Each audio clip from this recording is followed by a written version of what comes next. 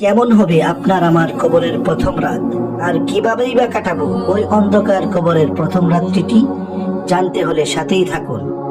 বিজ্ঞানের দৃষ্টিতে মৃতদেহকে কবর দেওয়ার ঠিক 24 ঘন্টার পর মানুষের শরীরের ভেতরে এমন অসংখ্য জীবাণু ও পোকার উৎপত্তি হয় যা মৃত ব্যক্তির পায়ুদ্বার দিয়ে বেরোতে থাকে। তৎসহ এমন দুর্গন্ধ ছড়ায় যা সহ্য করার একেবারেই অসম্ভব। দুর্গন্ধ পেয়ে সমস্ত পোকামাকড় মৃতদেহটির নাক, মুখ ও কানের ছিদ্র দিয়ে ঢুকতে থাকে। আমাদের কত যত্নে করা শরীরটা সকল পোকামাকড় মিলে দেহটির গলিত মাংস খাওয়া শুরু করে দেয়। কবরস্থ করার 3 দিন পরে প্রথমে নাকের অবস্থা খারাপ হতে শুরু করে এবং পচন ধরে যায়। 6 দিন পরে হাত পায়ের নখ খসে পড়তে থাকে। হায় আফসোস আমার জীবনের উপর, কিসের রূপের অহংকারে আমি অন্ধ হয়ে আছি। 9 দিনের মাঝে মাথার চুলগুলো খসে খসে পড়তে থাকে, যে চুলগুলোকে কত শ্যাম্পু, সাবান, তেল দিয়ে পরিপাটি করে রেখেছি। ইয়া লাইতা হায়াতি, হায় আমার জীবন। মানুষের শরীরের সমস্ত লোম ঝরে পড়ে যায় ও কিছুদিনের মাঝে স্মৃত পেট ফেটে যায়, আর ভেতরের সমস্ত নারী বুড়িগুলো বাহিরে বেরিয়ে আসে। কতটা পরিত্যক্ত আমার আপনার আদরের দেহটি। প্রায় 60 দিনের মাঝে মৃতদেহের সমস্ত মাংস পচে শেষ হয়ে যায়। মানুষের শরীরের এক টুকরো মাংসও অবশিষ্ট থাকে না। 90 দিনের মাঝে সমস্ত হাড় একে অপরের থেকে পৃথক হয়ে যায়। 1 বছরে মাইয়েতের শরীরের সমস্ত হাড় মাটির সঙ্গে মিশে যায়, আর যে সমস্ত মানুষের মৃতদেহ কবরস্থ করা হয়েছিল তার সমস্ত অস্তিত্ব মুছে যায়। এদিকে দুনিয়াতেও তার নাম নিশানা মিটে যেতে শুরু করে। এক সময় কালের আবর্তে নামটাও পৃথিবীর মানুষ ভুলে যায়। সুতরাং মৃত্যুর মধ্য দিয়েই প্রতিটি মানবের আত্মা নতুন জগতে পদার্পণ করেন। আমাদের সবাইকে সেই রাতগুলো কবরে একা একাই থাকতে হবে। তাই রাসূলুল্লাহ সাল্লাল্লাহু আলাইহি ওয়াসাল্লাম বলেছেন, আল আবদু ইযা উদিয়া ফি কবরিহি, বান্দাকে যখন তার কবরে রাখা হয়,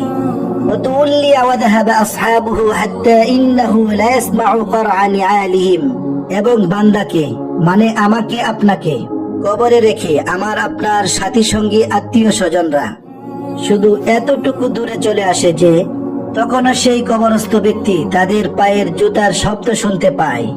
রাসূলুল্লাহ সাল্লাল্লাহু আলাইহি ওয়াসাল্লাম বলেন, ঠিক সেই সময় আতাহু মালাকানি ফাআকআদাহু ফায়াকুলানি লাহ, কবরে শায়িত বান্দার নিকট 2 জন ফেরেশতা এসে তাকে বসিয়ে তাকে প্রশ্ন করতে শুরু করে দেয়। এখানে ফেরেশতাদ্বয় মাইয়াতকে শোয়া থেকে বসানোর পর সে যা দেখতে পায়, রাসূল সাল্লাল্লাহু আলাইহি ওয়াসাল্লাম বলেন, মুসিলাতিশ শামসু লাহু ইনদা গুরুবিহা, তার কাছে মনে হয় সূর্য ডুবে যাচ্ছে। ফায়াজলিসু ইয়ামসাহু আইনাইহি ওয়া ইয়াকুলু দাউনি উসাল্লি, সে উঠে বসে তার চক্ষুদ্বয় মুছতে মুছতে বলতে থাকে, তোমরা আমাকে ছেড়ে দাও, আমি নামাজ আদায় করব। সুবহানাল্লাহ। যেহেতু সূর্য ডুবে যাচ্ছে, সে মনে করবে আজ তো আসরের নামাজ আদায় করি নাই। কবরস্থ ব্যক্তির নামাজের আগ্রহ শুনে ফেরেশতাগণ তখন বুঝতে পারবেন নিশ্চয় লোকটি দুনিয়াতে নামাজি ও মুত্তাকি ছিল।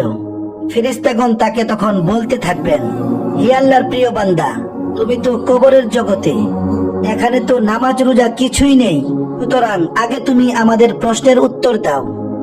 মার রব্বুক, তোমার রব কে? ফায়াকুলু রব্বি আল্লাহ, তখন সে বলবে আমার রব আল্লাহ।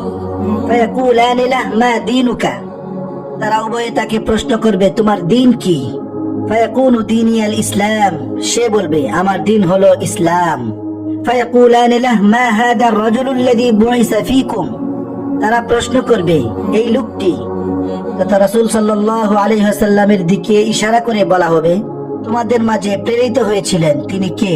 ফায়াকুলু হুয়া রাসূলুল্লাহ সাল্লাল্লাহু আলাইহি ওয়াসাল্লাম, উত্তরে মুমিন বান্দা বলবেন তিনি হলেন আল্লাহ তাআলার প্রেরিত রাসূল। ফায়াকুলানি ওয়া মা ইউদরিকা, সবশেষে ফেরেশতাদ্বয় আবার বলে তুমি কি করে জানতে পারলে এই প্রশ্নের উত্তরগুলো?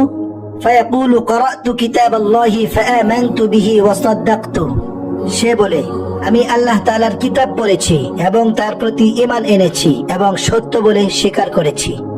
সুবহানাল্লাহ। সেজন্য আল্লাহ তাআলা ইরশাদ করেন, يثبت الله الذين آمنوا بالقول الثابت في الحياة الدنيا وفي الآخرة যারা শাশ্বতবাণী তথা তাওহীদে বিশ্বাসী তাদেরকে ইহজীবনে ও পরজীবনে আল্লাহ তাআলা সুপ্রতিষ্ঠিত রাখবেন। আর যারা ইহকালীন জীবনে ঈমানের উপর প্রতিষ্ঠিত ছিল না, মৃত্যুর পর তারা মুনকার নাকিরের সওয়াল জবাবে শুধু বলবে, হ্যাঁ হ্যাঁ লা আদরি, হায় আফসোস আমি কিছুই জানি না, হায় আফসোস আমি কিছুই জানি না। সুতরাং মুমিন বান্দা প্রশ্নের উত্তর দেওয়ার সাথে সাথে আল্লাহ তাআলা ঘোষণা করবেন, আন সাদাকা আবদি, আমার বান্দা সত্য বলেছেন, ফাআফরিশুহু মিনাল জান্নাহ ওয়াফতাহু লাহু বাবান ইলাল জান্নাহ ওয়া আলবিসুহু মিনাল জান্নাহ, সুতরাং তার জন্য জান্নাতের বিছানা বিছিয়ে দাও, তাকে জান্নাতের পোশাক পরিয়ে দাও, এছাড়াও তার জন্য জান্নাতের দিকে একটা দরজা উন্মুক্ত করে দাও। সুবহানাল্লাহ। ফায়াতিহি মিন রাউহিহা ওয়া তাইবিহা, সুতরাং তার দিকে জান্নাতের স্নিগ্ধকর হাওয়া ও সুগন্ধি প্রবাহিত হতে থাকে। ওয়ায়ুফতাহু লাহু ফিহা মাদ্দা বাসারিহি, ওই দরজা তার দৃষ্টিসীমা পর্যন্ত সুপ্রশস্ত করে দেওয়া হয়। সুবহানাল্লাহ। কবর জগতের প্রশ্নগুলোর জবাব দিতে হলে হুজুর পাক সাল্লাল্লাহু আলাইহি ওয়াসাল্লামের আদর্শ ও নীতিকে মেনে নিতেই হবে এবং তার পরিপূর্ণ আনুগত্যশীল হতে হবে, কারণ রাসূল সাল্লাল্লাহু আলাইহি ওয়াসাল্লামের আনুগত্য করা উম্মতের জন্য ফরজ। পরিশেষে বলতে চাই, কবর হলো নতুন জগতের চূড়ান্ত প্রবেশ। তাই কবরের আযাব থেকে মুক্তি পাওয়ার জন্য বেশি বেশি নেক আমল করতে হবে। আল্লাহ রাব্বুল আলামিন আমাদেরকে কবরে যাওয়ার পূর্বেই বেশি বেশি নেক আমল করার মতো তৌফিক দান করুন। আমিন। আসসালামু আলাইকুম ওয়া রাহমাতুল্লাহি ওয়া বারাকাতুহু।